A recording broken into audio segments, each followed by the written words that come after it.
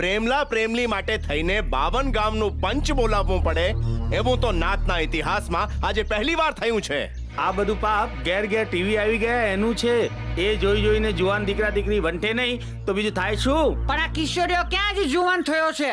હજુ તો માંડ મૂછનો દોરો ફૂટ્યો છે. પારકા કામ કરી ખાતી આ વિધવા બાઈના દીકરાની હિંમત તો જુઓ. છેક નવા પુરાના મેળામાં ગયો તો સંગીતાને લઈને. ત્યાં સંગીતાડીએ ક્યાં ઓછી ઉતરી એવી છે? જુવાનીના ઉંમરે હજી પગ નથી મૂક્યો ને કરી નાખ્યું બાપને નીચા જોણું. એ તો સારું થયું કે આ બંને જણા પકડાઈ ગયા, નહીં તો 52 ગામની નાતનું નાક કપાત નાક. ભાઈઓ, મારું તો કહેવું એમ જ છે કે આ છોકરો અને છોકરી બેઉને આ 52 ગામ ગોળના આગેવાન ગોરધનમુખી જે કહે ને એ જ સજા થવી જોઈએ. આપણા 52 ગામના જુવાન છોકરા છોકરી એક ગાડામાં સાથે નથી બેસતા. આ વાત બધા જાણે છે અને જો કોઈ આ પરંપરા ન પાળે તો એનું શું પરિણામ આવશે એ પણ બધા જાણે છે. કાનજી, ચંપા, તમને બંનેને પૂનમ સુધીની મુદત આપું છું.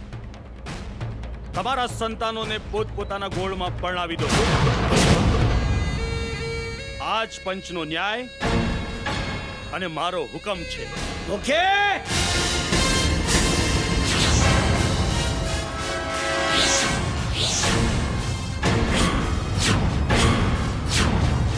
વાહ મુખી વાહ.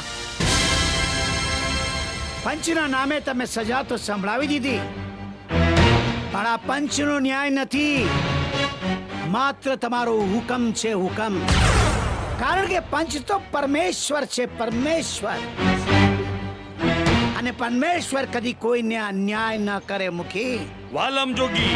હા મુખી, વાલમ જોગી. મુખી, આ તમારો ન્યાય નથી, પણ આ તો 4 જિંદગી સાથે ખેલાતો ન્યાય છે. તમારા હુકમની સામે આ લાચાર છોકરા છોકરીના લગ્ન બીજા છોકરા છોકરી સાથે તો થશે, પણ લગ્ન થયા પછી આ લોકો તો દુખી થશે જ, પણ જેની સાથે લગ્ન થશે એ લોકો પણ દુખી થશે. તમારે લગ્ન જ કરાવવા છે ને, તો આ બેઉ જણાના એકબીજા સાથે લગ્ન કરાવી દો, કારણ કે આ લોકોની નાત પણ એક જ છે ને. નાત એક છે પણ ગોળ જુદા છે વાલમ જોગી. અરે ગોળ ભલે જુદા હોય મુખી, પણ મન તો એક થઈ ગયા છે ને. અને જ્યારે બે જુવાન હૈયાના મન એક થઈ જાય ને, ત્યારે હાકેમનો હુકમ પણ એને જુદા નથી કરી શકતા. સોનાની કટારી કેડમાં સારી લાગે, પેટમાં નહીં. એ જ રીતે તમારી આ બધી વાતો કથા વાર્તામાં સારી લાગે, સમાજના વ્યવહારમાં નહીં. અરે તમે તો જોગી છો, જોગી. સમાજના નિયમોથી અળગા છો અને અળગા જ રહો. નહીતર એક બાપુ તરીકે અમે બધા તમારી જે માન મર્યાદા જાળવીએ છીએ ને એને તૂટતા જરાય વાર નહીં લાગે. અને એટલે જ કહું છું, સમાજના વ્યવહારમાં દખલ કરવાનું છોડી દઈ જાઓ તમારી ઝૂંપડીએ, ત્યાં જઈને ભગવાનની ભક્તિ કરો. ભક્તિ. જાઉં છું, પણ જતા જતા એક વાત કહેતો જાઉં છું મુખી, કે પ્રેમ ક્યારે થશે, કોની સાથે થશે, એ નક્કી કરવા વાળા આપણે કાળા માથાના માનવી કોણ મુખી? એ તો કુદરત નક્કી કરે છે, અને કુદરતની સામે જે પડકાર ફેંકે છે ને એને કુદરત જરૂર જવાબ આપે છે.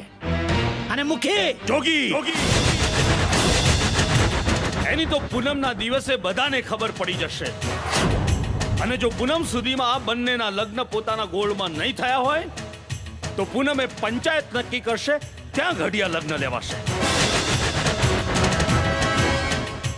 અને આ મારો બીજો હુકમ છે.